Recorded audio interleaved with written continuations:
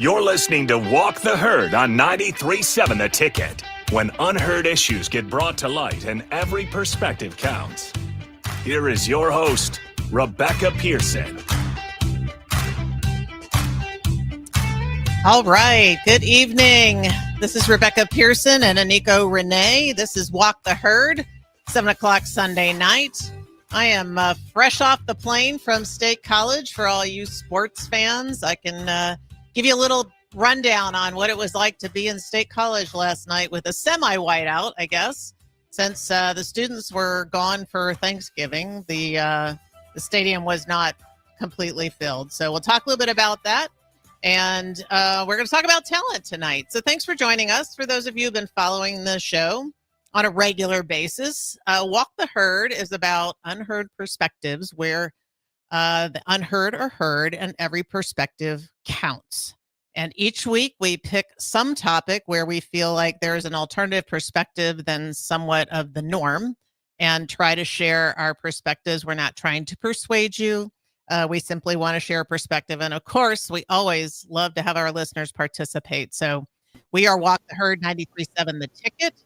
If you don't know us, you can call or chat 402-464-5685.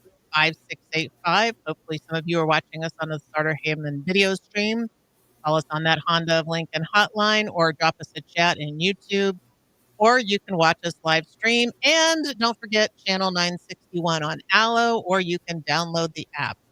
And for all of you listening live, don't forget these are all recorded, so you can go back and listen to other episodes, which we often refer to, and you can share links with your friends because everything is recorded. The easiest way to do that is on YouTube. So that's what I always recommend when people ask me about that.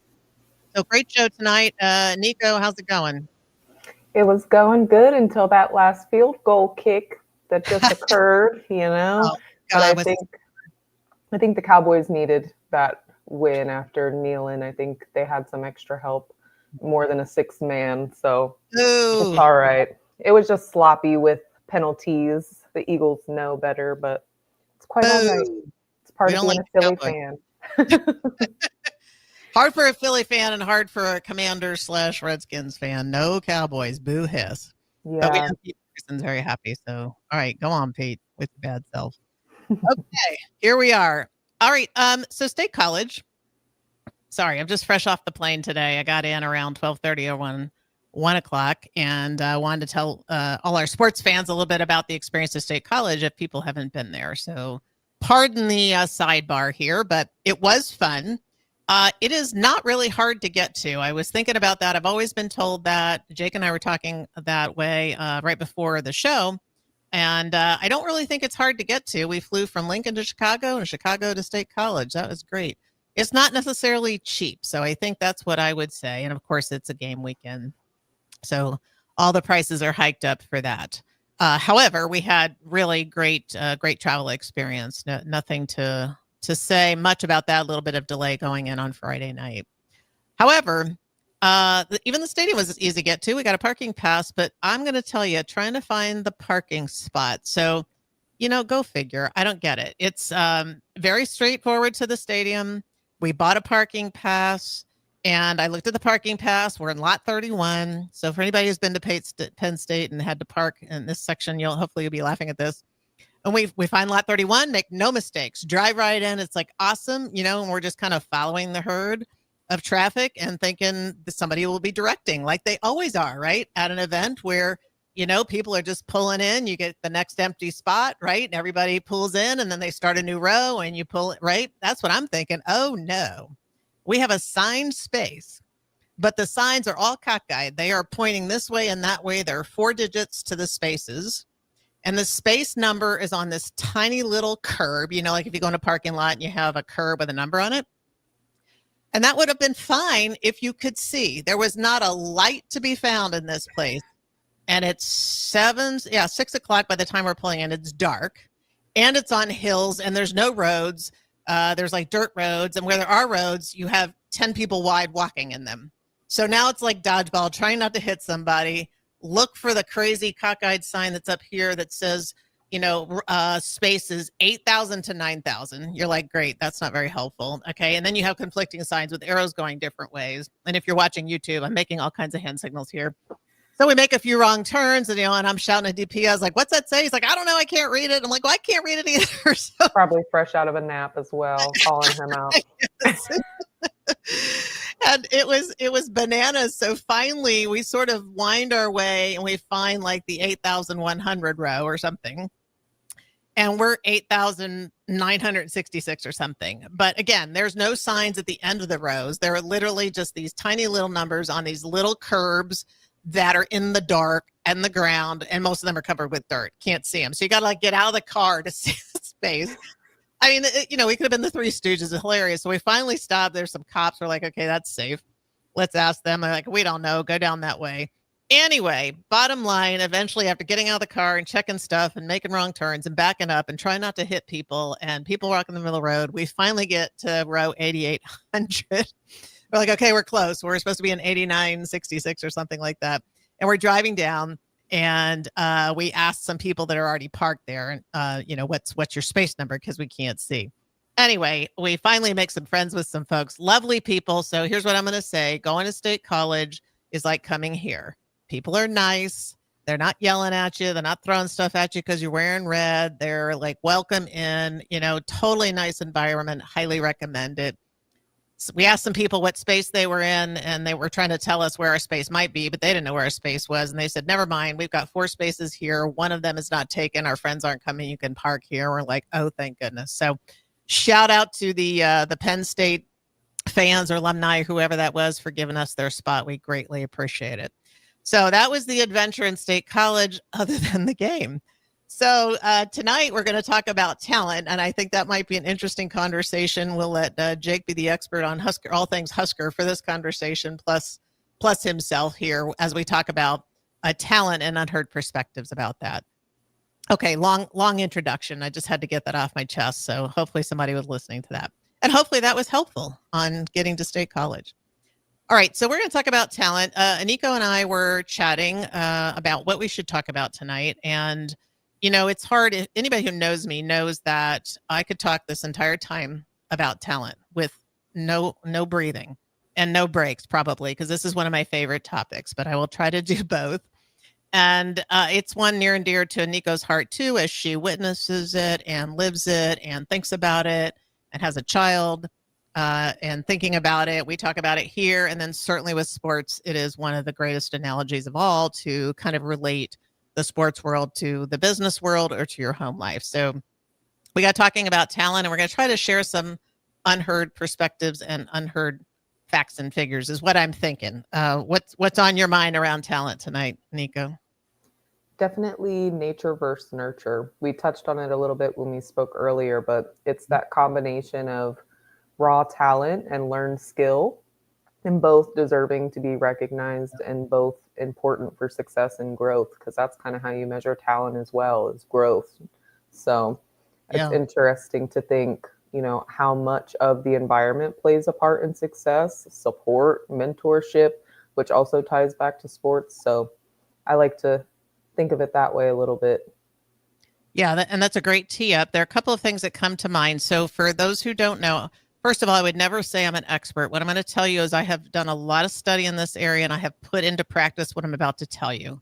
But I'm also going to give you lots of references today for books and studies that are backing up what I'm telling you. Okay, that's kind of the disclaimer on what I'm about to share with you. So there are a couple of tools, paradigms, in a good way, paradigms that you can think about that allow you to think about what Aniko just said. So the first one that I'm thinking of is there are kind of 3 areas for developing oneself, whether it's going to be sports or in a work environment. And those are 2 environments I'm going to talk about until we get to habits, and then we're going to talk about life in general.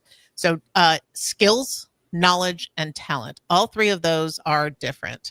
And they are kind of, if you think of a pyramid, not, kind of like Maslow's hierarchy, but it doesn't relate to that in this context. But the base of the pyramid is knowledge. So those are things you memorize, and it's facts and figures and definitions and formulas and things like that. So for any position, whether it's on the field or off the field or on the court. There is knowledge you need. Could be rules, could be mathematical, how do you add 1 + 1, that kind of thing. Then there's skills. Those are things like how to do spreadsheets, how to throw a football, how to serve an ace, how to kill in volleyball. I'm trying to think of the different analogies here. You learn those skills. What's that? How to communicate. How to communicate, yes. And then there's talent.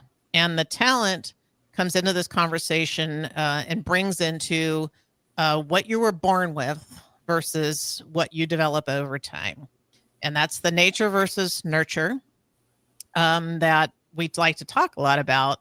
And I've got a reference for you from a psychologist who wrote this really cool book. This guy is amazing. He has podcasts everywhere. So if you're into this kind of stuff, but not necessarily from the talent side, but just nature versus nurture, his name is Gabor Mate, Gabor, and then Mate. And he's written many books, but probably his most popular book that relates to what we're going to talk about today is The Myth of Normal. So when we talk about what's normal in the world, he talks about how trauma, illness, and healing and toxic cultures affect the nurture side of our lives and also what we're born with. So if you're interested in those kinds of topics, he's a wonderful one to read about. And a lot of these things are rooted in psychology. So you're going to find this in the habit book that I'm going to talk about called Atomic Habits. And you'll also find it in some of the talent books that are written by Gallup, Clifton, Talent Plus, people like that. They're all sort of rooted in some of these very common principles. So we'll keep talking about them. So if you think about the pyramid, every position, role, whatever you need, knowledge, skills, and then there's talent, what you have that you do naturally. So one of the things that I want to talk about is getting a little more provocative on this show, but all because we want to cause you to think. And one of the things that is proven in the data is that you can't turn someone into something that they're not. You can't teach anybody to do anything. You can make the most of who they already are. This is kind of the statement that hopefully resonates with you. And now we're going to talk about all our experiences. We're going to make Jake talk in here too. So you can't turn someone into something they're not, but you can make the most of who they already are.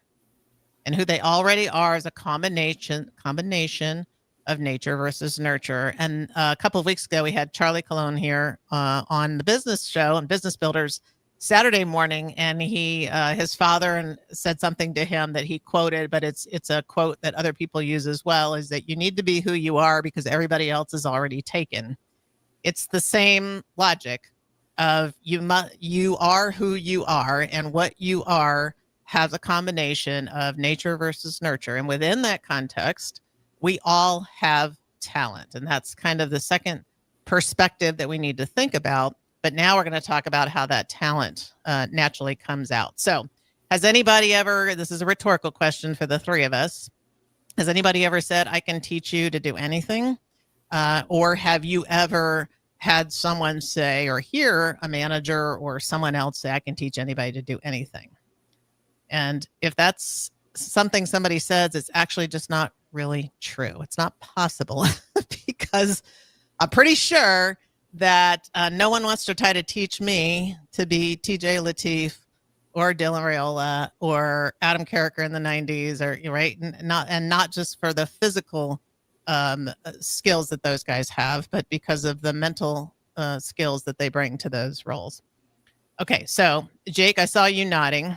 Have you ever heard anybody say that to you, or have you ever said that to somebody? I don't think so. I mean, that would be, you got to be pretty confident in yourself as a teacher, which, I mean, there are people that I'm sure could do it to a high level, but like you said, I mean, there's just extreme examples. Like, it's nice to tell kids that they could be anything they want in the world, but at some point, it's not true. Yes, it's true. It's true. However, the sentiment behind that is to not convince somebody they can't be who they want to be and who they need to be, right? So that's where you're cultivating what they're naturally good at so that they don't feel limitation, right? So that's about putting a limitation on. It doesn't really mean you can be anything you want to be, but you can be anything that you want to be that you're good at doing, right? Okay, Aniko, you ever had that experience? I have not, but in my experience, I'm very inept to say that I'm a quick learner and that I can learn how to do anything. So that's a very empowering take. to think that, well, to know that that's just my natural ability. Like I am really great at attention to detail and speed of receiving knowledge, interpreting it, feeding it back. So it's kind of like oh, that is who I am. Okay. And I would only put a little bit of a frame around what you said to say you can learn anything you naturally are good at or that you're predisposed to be good at. You might not know it yet, but you have a predisposed talent that would allow you to learn something.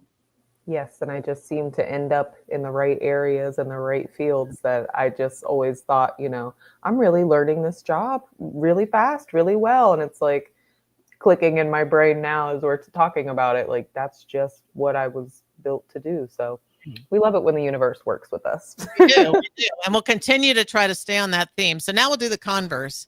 Have you ever witnessed or been subject to the conversation of somebody trying over and over and over again to get you to do something that you simply cannot do, find it hard to do, try really hard to do it a couple of times and then forget, can't remember, whatever. Something, it could be anything. Have you ever had that experience? All right, Jake. I'm trying to think about like something specifically because, I think there's things that you can't do that you don't have a passion for or like aren't, you can feel it in your brain. It's like, this is not connecting with me, but it's hard for me to like be interested in it. Right. So, I mean, that I think that can maybe come up. But I know, I've seen, I can't think of for myself a specific example, but I definitely, have friends that get upset about at work, like, all right, they're trying to teach me something I'm not catching on, and, right. That sort of thing. Yeah. Good. That's perfect. That's exactly it. And I know I certainly have this. There are things now I'm old, so I've come to the realization I'm just not capable of being good at everything. So I'm comfortable saying I can't do that, but it's never, it's never fun. But certainly in my career, I would have people try to teach me something, whatever. And, I learned pretty quickly, like, if you want that to be done well, it's not going to be me. And I'd love to do it well. Like I really want to, but I'm not going to do that well. And so if you want that done well, it's not going to be me. And I would get comfortable with that. But those are things I couldn't do as well as other things I can do. It's sort of a natural feeling of discomfort or knowing you don't do it well or looking around and saying, I don't do it as well as some of these other people. So on a relative scale, I don't do it as well.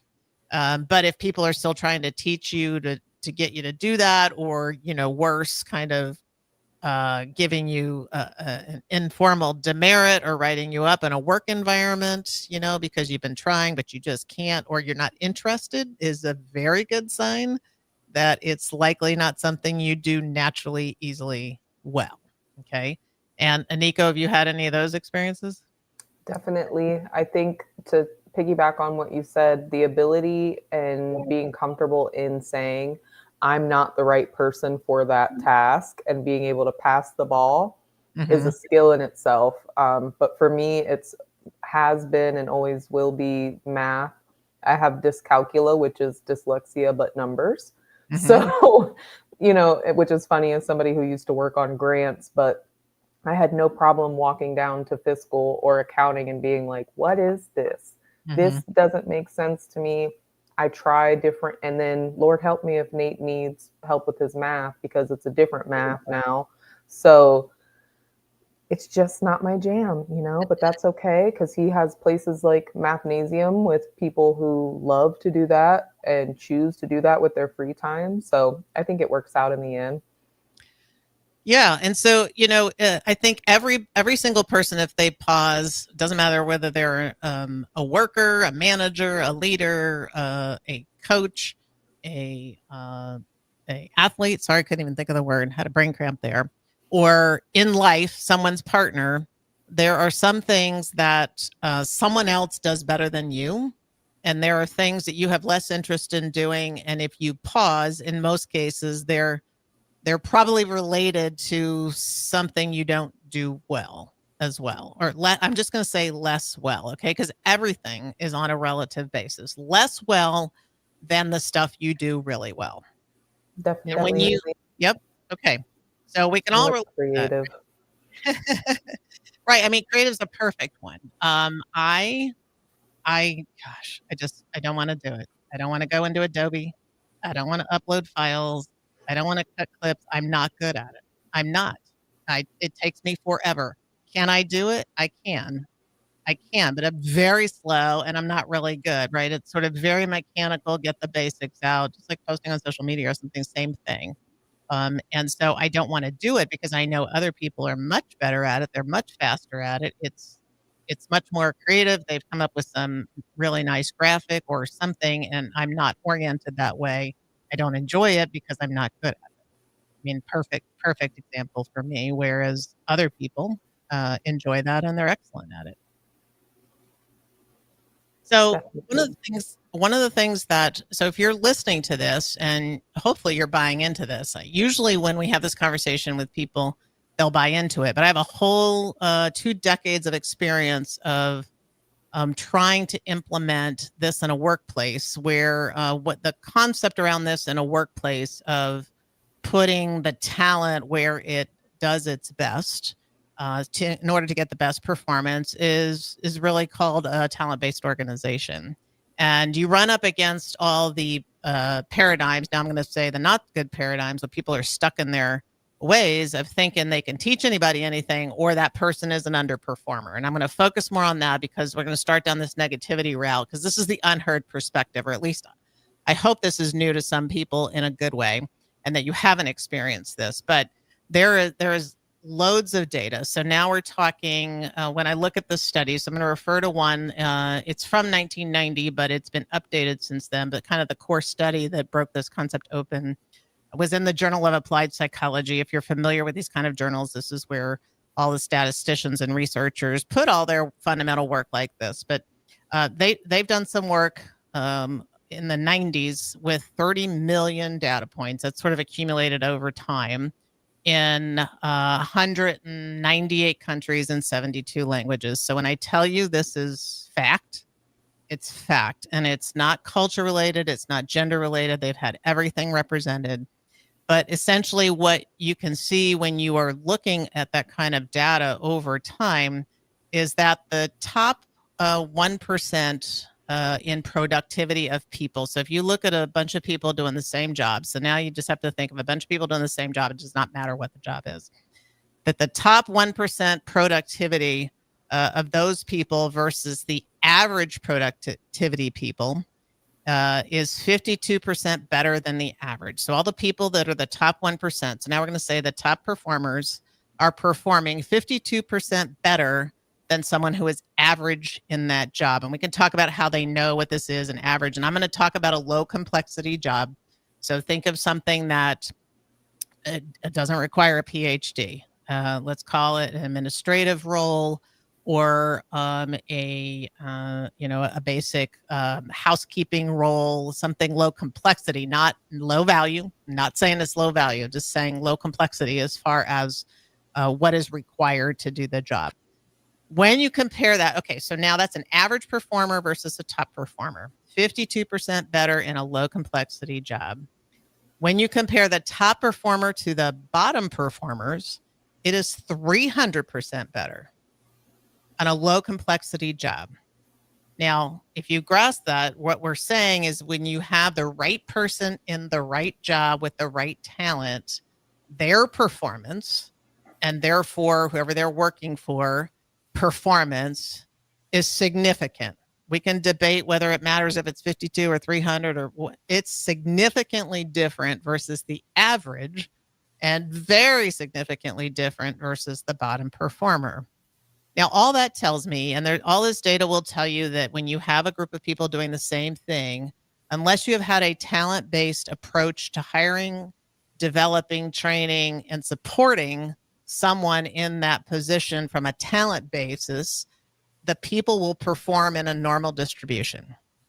What you see in companies where they have focused on hiring and putting the right talent in the right job is that you don't have a normal distribution because you have people in the right jobs. And so they are closer to that above average and top performance. And that's the whole concept, to have better performance. But even more importantly is to have the person have that intrinsic satisfaction, to feel rewarded, to feel like they're contributing, because humans want to belong. And I'll give you some more quotes if we have time after we take a break here, talk about some of the other data that I have just to kind of reinforce what I'm telling you. And if you're interested in any of this, you can go read some of these books and I'll drop them in the chat. So I think most people won't know that fact about performance. Is that new to you, Aniko?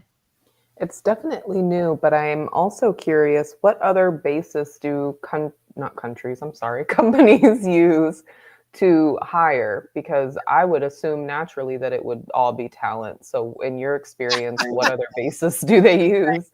You would think that that everybody does that, and I wouldn't suggest that people aren't trying to do that. So great question leading into the break. We're going to take a break. This is Aniko and Rebecca on Walk the Herd 93.7 The Ticket. We'll take a break and be right back.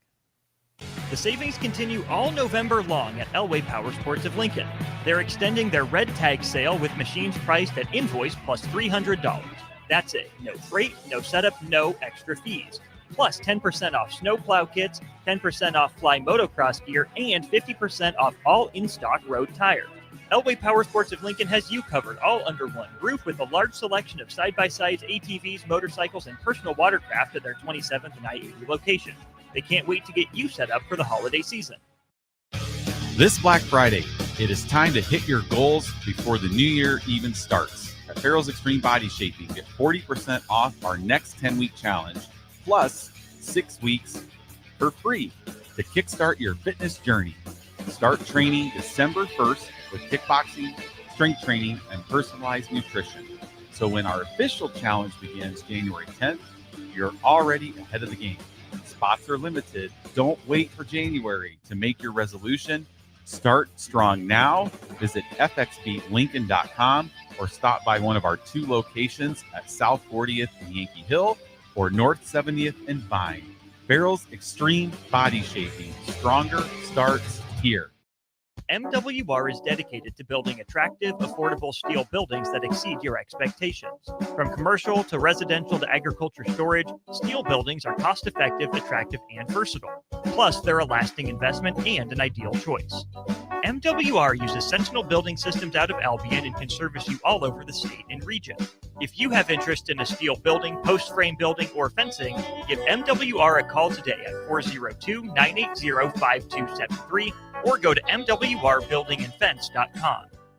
Hi, Charlie Stone here, and it's that time of the year again. Time for the annual Happy Honda Days at Honda of Lincoln. With me on the line, Andy Goodyear, to tell us all about it. The exciting news is we have more selection and more savings.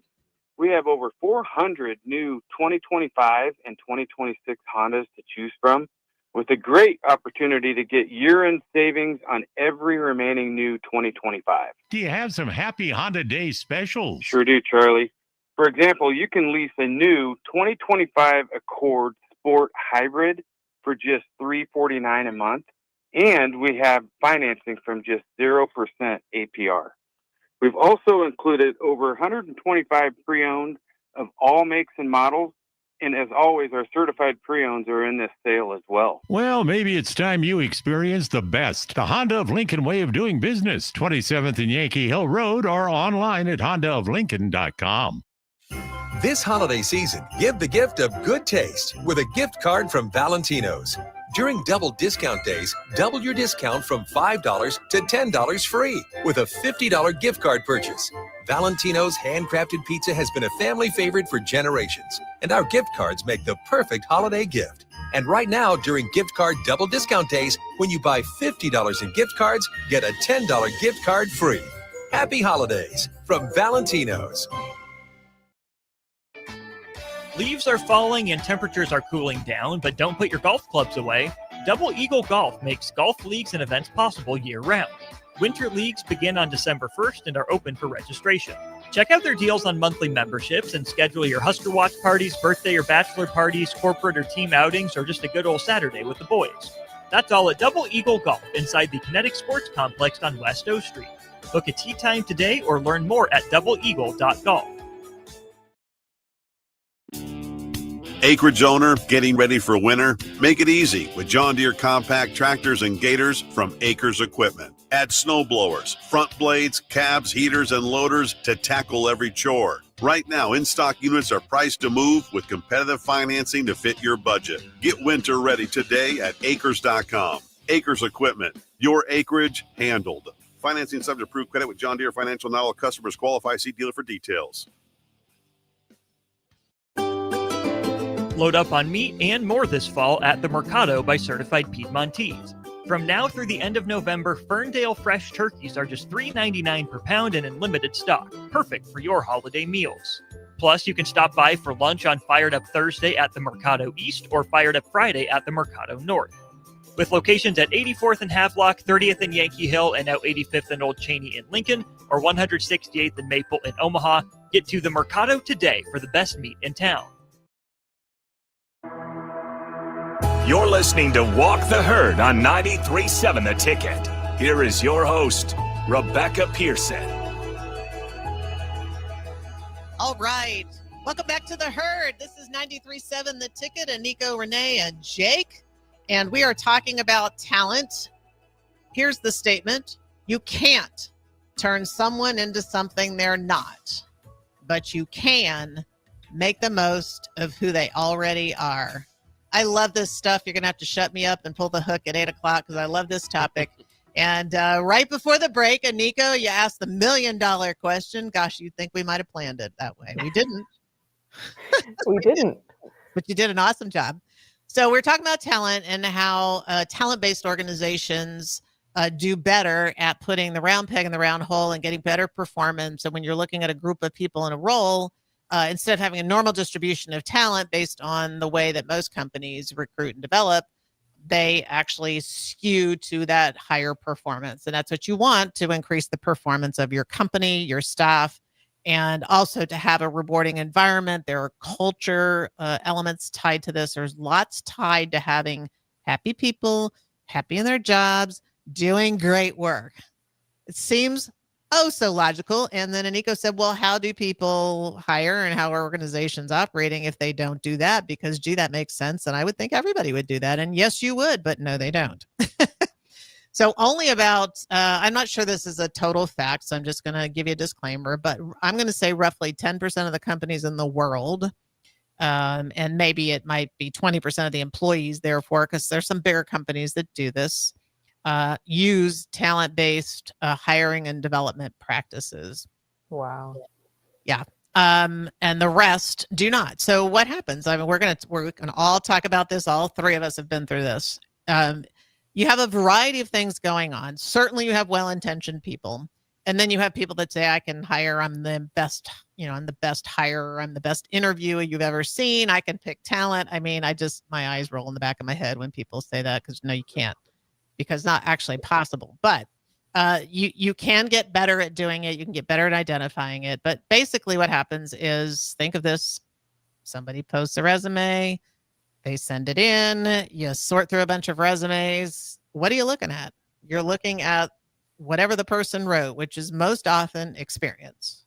Most often. And the easiest to see, and that's what we teach everybody, is to put their experience on a resume. So the first thing you're looking at is, have they done the job I'm hiring for first or something like it, and trying to connect those dots, right? You are often looking at someone who is new to the workplace, coming out of school, whether it's high school or university or a vocational school or anything else, and you're looking at grades. You're like, well, gee, if they got a 3 point whatever or 4.0, they're smart. I want the smart kid, right? Never mind if they have the talent to do the job. The smart kid, because I can teach them anything. I'm back to I can teach you anything because you're a smart kid, so I can teach you anything. And you might be saying I can learn anything because I'm a smart kid, but we're learning that this is not true. Okay, so we use grades. We use SATs, which is kind of a surrogate for how much did you study? Did mom and dad have enough money to pay you to send you to John Baylor's training school? Learn how to take the test. And, did you remember stuff from school and how well did you study, right? There's a whole bunch loaded into those tests. And then you have just the basic interview. I need them to be able to communicate. So let me interview them. Can they talk? How do they talk? Can they string a sentence together? Are they eloquent? Okay, we could pick anybody, pick somebody who's famous, who can talk really well in their space. And then if you meet them and start asking them questions. And there's not a whole lot behind that because they're a great orator or a great communicator, but they don't necessarily have the skills, knowledge, talent, or otherwise some kind of trait that you need behind the scenes. So there's a lot of surface stuff going on is where I'm headed. I'm giving you all the examples of surface stuff. And when you're interviewing, it is very common, and the data will bear this out, that you're hiring people you like. I mean, why would you hire somebody you don't like? To be honest, if you're a hiring manager. And again, I've met everybody. There's nothing you can tell me. I have met managers who say, well, I'm not hiring somebody I like. I'm hiring the right person for the job. Well, let me tell you, you're not hiring somebody you don't like that you don't want to work with. You're just not. You may not love them. You may not think that, you want to go hang out with them, but there's some affinity going on when you're interviewing, and you're hopefully deciding, can they fit with the culture? But for the most part, interviewers have kind of a filter for, do I kind of like this person? And heaven forbid, they're actually just like you. Well, then it's a slam dunk because you're interviewing yourself and you love yourself. You're like, okay, this person's awesome and we get along. I don't have, they were finishing my sentences and they're going to be great in this job because I love, they're just amazing and I can relate. So all that stuff is surface, and it doesn't really bear out their talent. Now, some of the more sophisticated interviewing that we can teach people and companies use is how to get people to kind of describe their talents. I've been doing this a long time, and I know all the surveys and all the tools that are used to actually hire for talent, and I can't do it. And even those experts will tell you they can't do it, and they don't do it. So I'm talking about Gallup, Clifton, Talent Plus, these people who do this day in and day out. They do not, they look at the results and they don't interview people without using their tools. Okay. These are the experts who actually know the data, and they don't do it. So I'm sorry, if you think you can interview without all this stuff, you can't. So that's what happens. Now, again, well-intentioned. And if you see, the very best predictor of somebody performing well in the future in a role is to see them, witness them, work with them doing something. That is very effective at identifying that somebody will be good in that same role somewhere else. Makes sense. You've worked with them day in and day out. You know they show up on time. You know that when they say they can do something, they can actually do it, right? So when you're seeing them perform, that is really the best predictor. As long as that job you want to put them in is very much related to that. And the better somebody describes on their resume what their talents are, the better that will help connect to the talents of the job.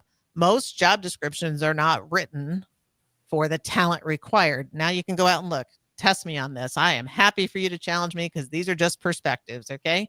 Go out on Indeed, go out on any major corporation that posts all their jobs, go read those job descriptions. Dollars to donuts, 90% of those are going to be, here's all the stuff you have to do. And maybe they'll have a couple of talent-based words in there. Maybe they'll have some broader responsibilities, whatever. But basically, it's a list of all the stuff you have to do and not the talent you have to have. Okay? So you can keep looking for these things, but that's what's happening in the real world and what most companies do when they're not informed on being talent-based. And then I will tell you, because I believe this so much, but I have witnessed it because I have done this at multiple companies over multiple years and had the same outcome of massive improvement in culture, performance, satisfaction, reduced turnover, and that includes managers, which we're going to talk about here. All of that factors in. And one of the greatest outcomes of what you can see when you have a good fit for a lot of this stuff is culture. And that maybe ties to the second thing I wanted to highlight that you mentioned, Aniko, on growth. So we talked about this pyramid of knowledge, skills, and talent, with talent being at the top and knowledge at the base. The other thing you mentioned is growth. So in the data that I'm referring to that Gallup collected and that these other talent companies use, and they've added on to it with similar data, there's kind of an equation. The easiest way to think about this is if you hire for talent and then you invest in that talent. So now you're going to invest in what somebody does well, not try to fix and change all the things they don't do well. And ensure that it's a good fit for the role. And there's some culture fit that can go into that as well, but that the talent the person has is required in the job, so fit, then you get growth. Now, let's say that again, now that I've explained it all. So you take the talent, the core talent, something that somebody naturally does well, may not be developed, invest in them. That means coach, train, support, recognize, manage, feedback, and have that talent in the right role, allow it to be expressed, then you get growth. So does that make sense when I describe it that way? Yes, it does make sense. And it also makes sense why pretty much all of my jobs and career advancements I've kind of been stolen. So, so I'm working with, multiple organizations in a health insurance navigator job. They see me at outreach and they're like, I really like what she does. She takes initiative, Hey, we're hiring for this. You should apply. That's kind of been how I've climbed the corporate ladder. So that makes a lot more sense to me now in my brain of like, I'm already showing the proof is in the pudding. So right. It's the People easy thing. You, right? Yeah, they're witnessing you do stuff. So no matter what you said on an interview, when you're actually in there, people are watching you. So I want to now talk about managers. Now we're going to talk about sports because I can't leave this game at Penn State alone because I was there on the sideline watching. It was not anything but the Eagles game. Anything but that. Oh yeah, no. Well, the Huskers was not pretty. Okay, but so here, let's talk about managers. So if the equation that's been proven time and time again is you take the talent, you invest in what that person does well, make sure you got the talent in the right role, so a role that needs the talent, then the person grows and therefore the company grows. Okay, and how you measure growth and how you measure performance, right? All of that's for the next 5 hours that we have on this topic.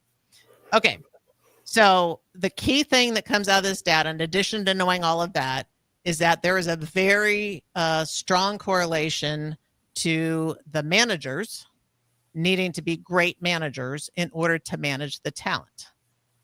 Okay, so, and what makes a great manager is, again, for another show, but and this also comes from a study of 1 million employees and 80,000 managers, lots of commonality here, where the managers will freely admit you cannot turn someone into something they're not. This is one of the first things that good managers say is, I can't change this person. What I can do is leverage their talent, and that is what I do. And here's how I leverage their talent. Okay. So all you can do is make the most of who they already are. The good managers say that. They didn't hold up a cheat sheet and say, pick A, B, C, or D, and that's the one they picked. No, this is all free-form interviews over 80,000 managers around the world. Okay. And so you need good managers to get the best out of the talent. Well, why is that? Okay. Well, if you're good at being a manager, one of the first things that you're good at is identifying that you can't change people. So the first thing you're not doing is trying to change them. You already know this growth equation, whether you know it the way I've described it or you know it intuitively, you know that. So then what are you doing? You're investing in these people. And if you are investing in them, you're allowing them to express their talent. One of the things I have seen over 40 years of being in the workforce is that managers fail to remember that they have to allow the talent to be expressed. There are many reasons why that might be. They might not be able to identify it. They might be threatened by it. They might not have the time. It takes time. They might not be able to treat each person as an individual, which is absolutely required. The other thing these managers will say is that this only works if I can treat each individual as an individual because I'm developing their talent. And by definition, we're all unique because our DNA is all different. Period. Full stop. Can't be argued. If you want to argue, drop me a chat. I'll be happy to take that one on. So great performers need great managers. So if we have talent, Mr. Bachhoven, on the field in a game and they're not performing, based on this conversation, what are all the things that could be the reason for that? I'd love to have this debate. Well, the manager or the coach, manager, it's even called a manager in baseball, but yeah, you see that often, especially in sports. Either one way or the other. A team that's full of talent that doesn't have a manager, or a team that doesn't have a lot of talent but has a really great coach or manager that can bring them along. Totally. So when you're looking at the Huskers, and we're coming off a game that was not good and should not have been as bad as it was. You're analyzing all of that. Okay. I'm not going to say I have the answer. Good Lord. If anybody believes I have the answer, I know you're not tuning in to listen to me talk about sports. I am married to one of the very best analytical sports minds in the country, in my opinion, because that man, my husband DP, he can take a very untalented team. I have seen it over and over and over again, and I don't give a hoot if it's at high school level or at semi-pro level. I have seen it happen. Individualize the talent. This man will take each person's talent and find that round hole to put them in when he has an untalented team and find a way to have a winning season every single time. Okay, I've seen it. I would say the same thing. I have seen good managers. I'd like to put myself in that bucket, but just remove me from that. I have seen many managers take a less than talented team and get stuff done because they know how to put the talent where it's at. Okay, so if we look at a football team or look at the volleyball team, I mean, maybe jury's out on Danny Busboom-Kelly, but she's very good. She comes highly recommended. She had a great track record at Kentucky, so we're going to give her a break. Okay, she inherited the roster from John Cook. Fine. Let's see how she does next year. My money's on Danny. And she has talent. If you look at the Huskers, the things that I think about, as I'm going to call it a semi-educated fan, is I'm thinking, okay, do we have the right talent being leveraged? Are we swapping people out enough, taking advantage, on every single play? Are we putting the right talent in for that next play or maybe that next drive? Are our coaches really dialed into this concept? And sports I would say, is one of the more developed areas for this, in knowing that you need certain talent for certain plays, for certain actions, for certain goals that you're trying to achieve. But it's hard work. And when they do these studies that I'm talking about in talent, the managers will say it is hard work to do this. That's why a lot of companies don't do it, because you have to leverage the talent of each individual person.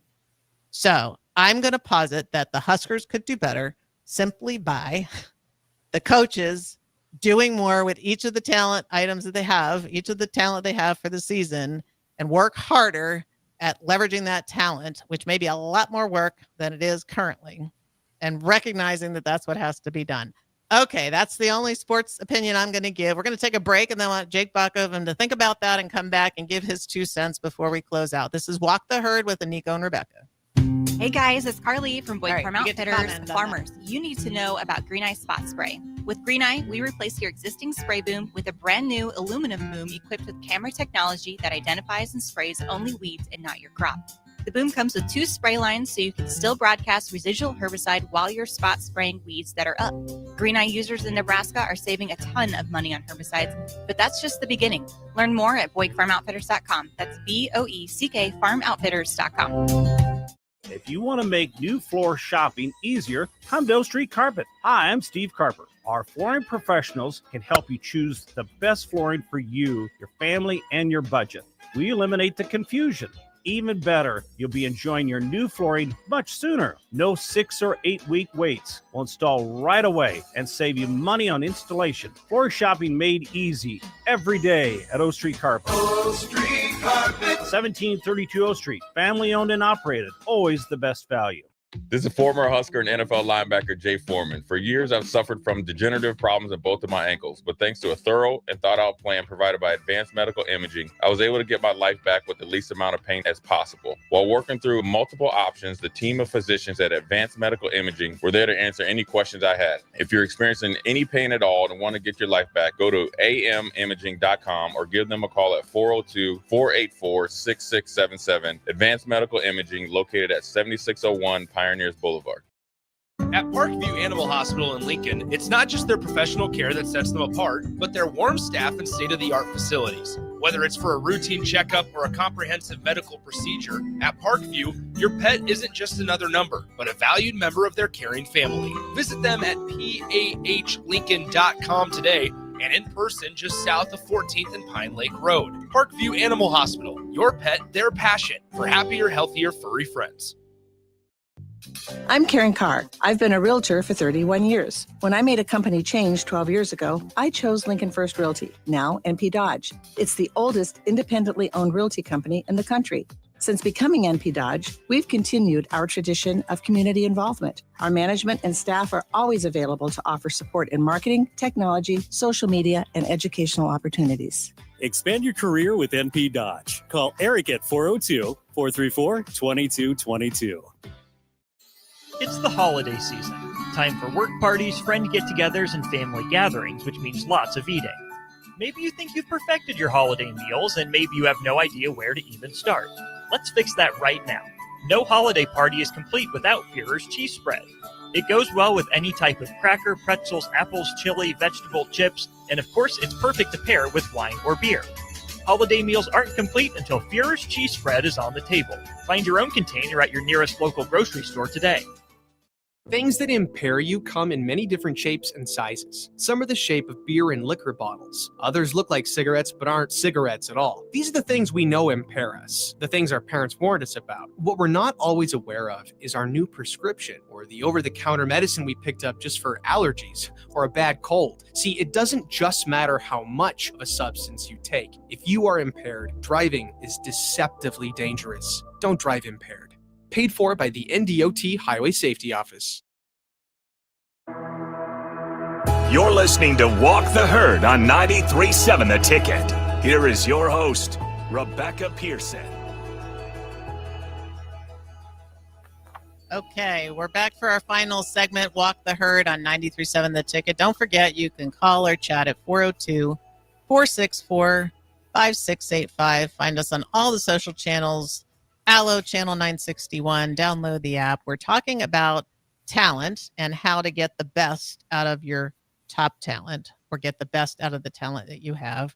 Okay, I loaded you up, Jake. You don't have to give a big diatribe on this whole thing, but in the context of the conversation we're having, what strikes you about the Huskers and coaches and talent? Well, I would say just kind of taking a step back and looking at it over the years. Obviously, this staff, you look at last night, that didn't go according to plan. And no. So, it'd be an easy time to kind of jump on them and pick apart management and coaching there. But if you just look at the last 10 years where they had, it's been described as too many chefs in the kitchen at a certain point where just a lot of kind of different minds, different people coming in with their different ideas. But I think over the years and hopefully, again, the Matt Rule and staff can kind of change the direction regardless of what happened last night. But we've seen over the last 10 years, just it seemed like disorganization a lot, or at least not sticking to a plan and just bad management at the top. It's easy to say in hindsight when you kind of look back at it and it didn't work out, but sometimes you could see it playing out in real time. Yeah. Yeah, and it's a great perspective to look at over time, just like you would look at a culture of a company. Cultures don't get created overnight. Cultures change with the people that are in the butts and seats, and that matters a lot. And absolutely what Matt Rule is trying to do, change the culture here. He's been very outspoken about that. You can see the difference. I mean, I'm the first one to say I can see the difference. And again, I'm a layman. Everybody knows that. I'm just basically a fan with too much information and not enough knowledge. So, but you can see those things, and it does take time to change. My thought, and one to leave everyone with as a perspective, is how much work it is if you really want to be talent-based, and sports is definitely this, is that it's very individual because each person is unique, and to optimize the performance of a team, whether you're in a work environment or sports or whatever, you need to get the roundest peg in the roundest hole as much as you can, and then you have to allow it to be expressed and you have to invest in it, whatever that means, in each of the different positions. Okay. So we have a couple of minutes left here. I kind of wanted to pivot to something that I was reading on the plane because it's very much related to this, and we can have a separate conversation in coming weeks on this topic because it's a very rich environment and it's about habits. So there's a book called Atomic Habits, and I'll drop that in the chat if you're not familiar with it, but it's about how to break habits and create new habits. But it is very, very similar to talent. And again, these are all psychology concepts. So it's no surprise to me, but it was very striking to me as I was reading about how to change habits and how habits form. And there were a couple of things that I thought were worth sharing. And that's in the context of the conversation we're having. that the culture we live in determines which behaviors are attractive to us. So when this gets down to nature versus nurture again, you learn a lot of your habits from growing up. Whoever were the influential people, brothers, sisters, grandparents, parents, whoever that was, you learn a lot of your habits, the nurture part, from your parents. And some of those are habits. Some of those are also getting created as habits inside your talent. So if you're good at something and you're exposed to a habit, then that suddenly becomes something that you do very naturally and you don't even think about it. And as parents, you can be looking at what your kids' natural talents are and make sure you're investing in what they're doing. But we all want belonging at some level. And again, these are psychology concepts that are very well studied. So if you want to challenge me on that, you may do so. I will point you to the references on that. But one of the things you can do to build better habits is to join a culture where the desired behavior is the norm and you already have something in common. Okay. And so part of the belonging that I'm referring to, and now you can think of a work environment, one of the most effective things you can do to build better habits is to go someplace where they're already doing the better habits that you want. If you're around that, and I will tell you, I was at ExxonMobil and safety was what was just drilled into us, right? And now I hold on, I have people hold the ladder for me. I hold the handrail, all this stuff. After 25 years, it's just there, even as an adult. But if you want to be better at a habit or you want to be better at what you're good at in a job, then you want to find a place where that's already going on. Make sense? And then the second thing is you want to join a place where you already have something in common. That's part of the belonging. Now, it's up to you to figure out what you have in common, and it's also up to you to determine wherever that space is, where that norm is something that you want. But if you want to improve on a habit, and now you just have to take the concept and apply it, and we'll have a whole nother show, if you want, on habits, because that's the thought I'm leaving you with. All right, Aniko, anything you want to say before we head out? Yeah, I think that, with talent and data, that's great. But I think if you get to know, if managers and coaches alike get to know the person, because their upbringing is going to affect their problem solving skills, their resilience, their confidence, that really can be key to individualize. It's not always bad. No, and it's a lot of times it's what you learned. It's part of your nurture. So if you like that and you're leveraging that, cool. If you don't, then it's about how do you change that habit, ergo, leverage your talent to be better. Okay. Hopefully that gave you something to think about tonight. Thanks for listening in. This is 93.7 The Ticket, Walk the Herd, and we'll see you next week. Aniko and Rebecca out.